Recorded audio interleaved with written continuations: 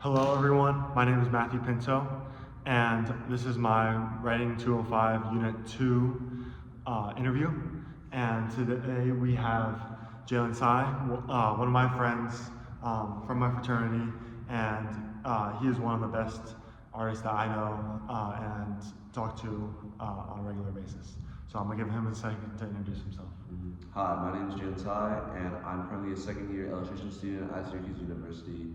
And not only do I do a lot of hand illustration involving acrylic, paint, and ink, but on top of that, I also do a lot of graphic design and photography too on the side. Okay, so Jalen, as this is an interview, I want to give you a few questions to start off. First off, what got you into art? So as a kid, I had a really bad habit of just drawing on walls, and my parents were always, punish me for that, So they started handing me some papers, and I would just draw on paper instead, and it's just been a hobby of mine as a kid. So I just, my parents realized I had this, just kind of like, knack for drawing, and they supported me with it. Yeah, and as you are in the VPA and are an illustration major, what made you decide to choose that as your major? Yeah, so I definitely had some concerns going into illustration compared to other things that could be more of a sustainable major once I, sustainable field once I got out of college. But art has always been something that I've been passionate about. I always wanted to make it a living as it's something I've been training for a long time. Cool. And then, how's your art experience going here at SU? It's been great. Professors are super, super warm. They have a lot of experience, and they're always willing to help and guide you. They give good criticism where it doesn't feel like where it feels more like they're actually motivating you, and it just is not like they're, telling you, oh, you're bad. They help you improve. And so, as someone who's never taken art past middle school, I want to hear just like, well, how is taking art as like a class or as something like in school? I've never done a drawing class for any credit or something. It's definitely it's kind of like a self-discovery thing because you're given these prompts to work off of, but there's no like exact, there's not this exact end goal. They're like, hey, do a project based on silhouettes, and you just have full freedom. It's just about you and the ideas you generate. I like it a lot because it is able to cater towards everyone and how they draw and how they think. That's so cool. And so since coming into an art as your major in school, how has that like changed you as an artist? And I guess like whether it be your work or like your outlook on the art field. I think definitely the two biggest things being our student here has helped me work on is generating ideas and my composition because all these projects that we do, they just give you one word to work off of, and you kind of just forced to get creative with it and really make wacky things. And composition too, as an illustration, we're learning how to direct and compose images. So it helped me learn how to not just draw well, but how to frame things correctly. Okay, so well, enough talking about your art. I actually do want to actually see some of your art. So I want to see like what do you think is your favorite piece in your opinion? My favorite piece that I've probably ever made, I'd probably say the most recent one that I really enjoyed was this one. It's a self-portrait where it's like a bunch of photos of myself from different angles, and I had a lot of fun with it, making the texture and getting photos of myself at different angles. It's simple, but it's I think it's really nice. That's so cool. I really love just like the attention to detail that you can really have because it looks like you just use one color, one type of marker, like not even different like thicknesses, like the way you just like put the stroke on the paper, like the way you just move your hands just like back and forth and up and down the paper. It looks just very clean. And like just the ability to have all that just done from one pen and your hands, it's amazing. Thank you. I know you're passionate about that one, but how would you say other people feel about your artwork, as in terms of like what would other people say is like their favorite? I think the one that's gotten the most applause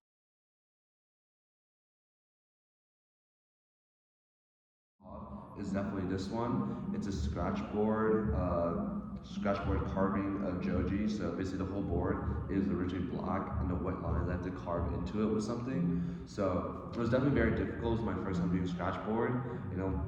So I can't undo anything because once I carve it, it's white. But I think I did a pretty good job with it. You know, really wanted to just like emphasize the highlights and the shadows, and a lot of people really like it because they know a lot about Joji, and you know they appreciate that high detail realism. And so, like you said, this is your first scratchboard, like my major one that you've done.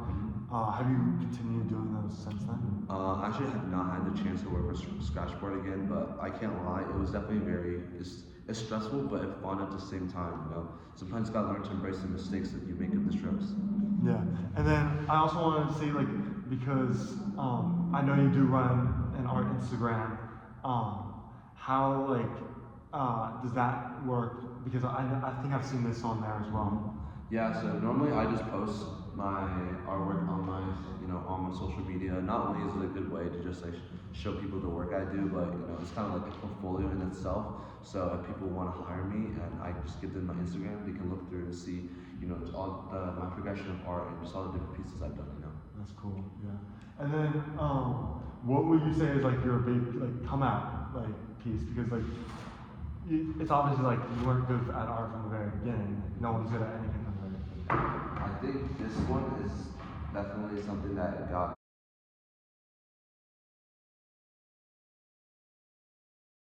that really improved. Was my chance to, I guess, you know, show off everything new I learned and put it into one big piece. You know, it's got a lot of color.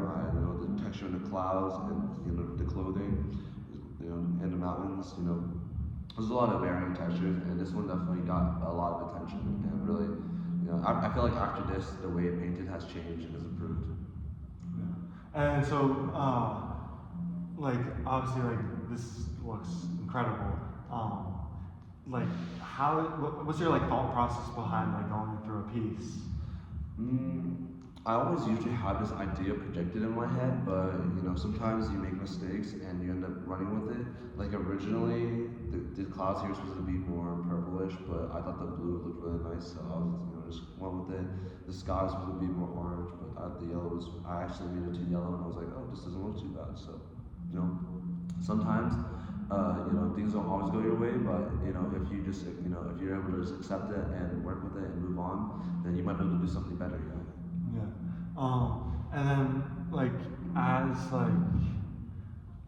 someone who's like very passionate, how would you say what puts like value into the work? Like I guess if you had to choose your favorite piece, what would it be and like what made it valuable? Favorite piece, I think I would like to just go back to this one. I just enjoyed the process of creation and trying something new. You know, not everyone makes drawings when they're carving into a blackboard, and you know, it's just experimentation is fun. You know, the directionality. You know, and sometimes imperfection is what makes things perfect. You know, not every artwork I make has mistakes in it, but I think that's what makes it fun. What makes it unique because it's just a learning process. It's just having fun. Yeah. And going off of imperfections, like when you're like walking into a studio, there's a sort of air, and I know there's like a feeling of like, oh, I feel like good on this piece, like, or like I feel like this is a great day to do artwork. And so like obviously like we don't have too much time in this interview, but just like what goes behind like that, and like how much is like sensing like the area around you going to like a piece? I think definitely the environment influences a lot about my work ethic and how I feel. I always do my schoolwork in my art studio because it's an environment that really motivates me to create. I see everyone else's amazing work and it motivates me more. Yeah, that's so nice. And then so as an expert in your field, like what puts value in art for you? Like specifically, like if you were to have like an all-encompassing like a little criteria, like a rubric, like what would you say is like art? I guess art for me, I don't know. It's definitely a very broad topic, but my favorite aspect of art is just the process of creation. It's like the world around you is what inspires your art, but then art is also what inspires the world. It's just this continuous cycle of ingenuity and new ideas that constantly propel us to, to do more, to be more, and that helps in, this new innovation. Art itself is just innovation. So as long as it's something that's genuine, that's original, and I feel like that's what makes it art. It can be inspired, but ultimately, it's up to your creative thinking on what it truly becomes. And I do know that you run a fraternity paddle business. What is that like? And like, how is like doing art for a business? Like, obviously, you're doing an illustration major to make money through illustration, but how is that like being a college student for your degree, already making some money off of that? I will say definitely balancing doing schoolwork and my business is pretty challenging, but I enjoy this business because these paddles are like a physical representation of the bond between people in Greek life. So it's an honor to be able to be the person who's able to make that, and it teaches me how to work with clients, how to just like accommodate to people who commission me, help out customers, and just like be more professional. Yeah. And so like, what's the most you've ever sold any art for? Whether it be your fraternity paddles or an artwork of a different type? Yeah, I think definitely the most expensive one was probably like a $200 paddle I made. It was like a 4-foot paddle front and back side. So that's just 200, on each side. Yeah. And so like, being like, obviously as a college student, 200 is probably a lot. But like, there's pieces out there that are like so much more, and like, so like we did a project for our last unit where it was talking about controversial art pieces, and so I brought up this piece, which everyone can see here. This is The Concept of Space Waiting by Lucio Fontana. And so this is minimalistic art. And this is also, so this is an art type where they are scratching into the canvas, and that is the art.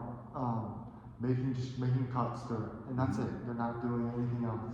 And so, like, as someone who, like, you've put how many hours per piece would you say on average? On average, I'd probably say like 16 to 20. It varies. 16 to 20.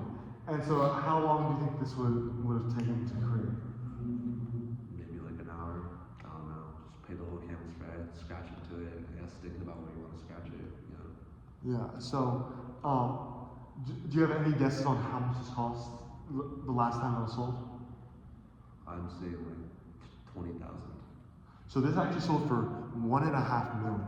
$1.5 million. Yes. Really? So this art piece sold for $1.5 million, and so like, as someone who's just a college student, like, seeing a piece that you think took probably an hour throughout the entire creation of the process get sold for $1.5 million, like, how does that make you feel?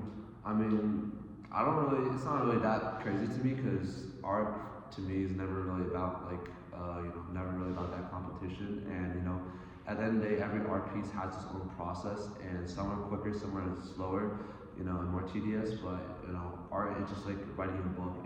It's not about how long, short the story. It's about the message it's supposed to tell and how meaningful that message is. And even though this might not take long, depending on what the takeaway, the key message of the art piece is, it could be, it could maybe just be worth that 1.5 million. Though even though I feel like 1.5 million is even too much for something like this, no matter the message, like, to me, like, the process, it's not about which art piece is harder to make, which art piece takes longer to make. It's all about the story of it. Everything has a story, and that's what makes art meaningful. It's the message. Okay. Well, I love hearing your thoughts about what art is, because I was actually gonna ask you that, but just like hearing the story behind it is what makes it valuable. Like, that's amazing. And so, I obviously assume that you take the side on this debate of minimalistic art. Is it worth all that money for just a few drawings, a few lines? Like, that's very simplistic. I'd assume from your message here that it is, if the story is there. Yeah. And so, just before we wrap things up, who had the biggest influence on you as an artist?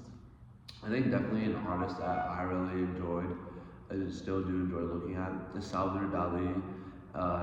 He has a lot of very abstract, like surrealist and cubist pieces, and I just love the way all these like strange imagery and ways that he abstracts elements and mix it with realism. It's just I just think it's really creative. The kind of feeling I get from his pieces is like I want to evoke that in my art. I think he has a very very creative way of thinking things and about his composition and the subjects he uses, and really really something that's like it's like something to look at is like it makes no sense, but I love it. All right, well, thank you so much for your time. This is Jalen Tsai, one of my fraternity brothers, and I think this is an incredible way to show off all your art. That was great getting to interview. Thank you. Thank you. Hello, everyone. This is Matthew, just the day after. And after reflecting on the interview, I thought it went well, and I did think it went a lot different than I expected it to. I went in with a few questions for Jalen, and it seemed like it just flowed. Like I only had like 3 questions prepared for him, and then the rest of the stuff just kept going on and on. And I think that's like, I think I kind of related to my other projects where I have this sort of mindset going into a presentation, and then something else that I want to talk about pops up. And I think it's really cool, just the dynamic of when things are flowing, that you can just get as much that you need, and just really let the conversation drive itself. I really love the part, just walking in before, just to prep some work. The other people were in his actual art studio, like the room, but we just went to the adjacent room, so we weren't busy bothering anyone. But just seeing a few of the works at his station, just going around to the whole studio. When he was talking about how being in the studio really motivates him to do well, I think I could totally see that. One other thing I thought was cool is I'm not really sure how much is caught on video, but like the background, it seems like it's like echoey and muffly at the same time, and it's just, I feel like that just lets people get in their thoughts and really just work very uniquely. And then in terms of the interview, I thought that Jalen did a great job presenting his work, and it's like you can see when he's passionate. Like he'll sort of like flick his head or shrug his shoulders, and then I don't know how much you can see below, but like he'll sometimes like kick his legs and stuff, and it just like all those unique quirks into an artist. Like you can see where the passion is. And knowing Jalen for a long time, like I've noticed it when he's talking about other stuff, not just art. But I think that it is something very cool to think about.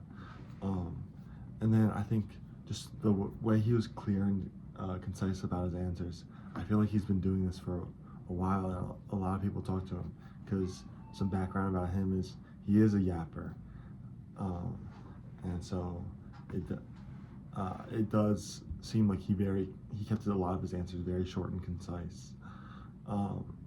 But I think when he's showing off his artwork, like you can see like the details, like the way he moves his hands and like the way he looks at the painting. After looking it back, I think that you can see what portions he's even more passionate about. And just to include this analysis, I think that it went really well in terms of just like a sort of like, I guess, holistic way into interpreting his artwork and seeing all the stuff that he's done in that video. You can really just see what like he's passionate about and like the way he tries stuff. I think after looking at his art, you really just know, like, this man's got the eye for it. Because all the different forms of media, like even that the first time he did a scratch board, it looked amazing. And I think that's a lot of what goes into an artist. And I think his confidence definitely builds up, and um, like he's definitely knows he's good at art, and I think that's. But he doesn't show like he doesn't like act like he's like the best in the world because of that. So I just thought that was pretty cool of him. And one other thing that I'm like thinking about now that I didn't plan on doing this analysis, but I'm just now thinking about it, is seeing his like more professional side of it. Like I don't really get that from him as like a friend. We like laughing and joking, but I think taking it seriously and just like slowing down the way he talks, I think that also goes into his artwork. The way he told me he took 20 some hours on a piece. So yeah, I think that's just something cool to look at. I guess one more thing I want to talk about is just how interviewing Jalen deepened my understanding of like that sort of art field. And I think that when I showed him Lucio Fontana's picture, even though it's not the same style of art that he does, I think it's something that he can relate to because he has done parts of that, sort of like painting a canvas, and like the scratches in the scratch board could be compared to the scratches in the canvas, and I think it just deepened my understanding because seeing someone who's been closer to that field give his insights, like I totally feel like his thing in like the story of art is what makes it valuable. I think that's just something that I've never heard of, and I think that makes total sense for the Lucio Fontana's piece. So yeah, I think the interview did go extremely well. I think just being able to think about it from a different point of perspective really let me see like art more in like a 40 cents looking down. So I think that was very useful and just a great thing to have.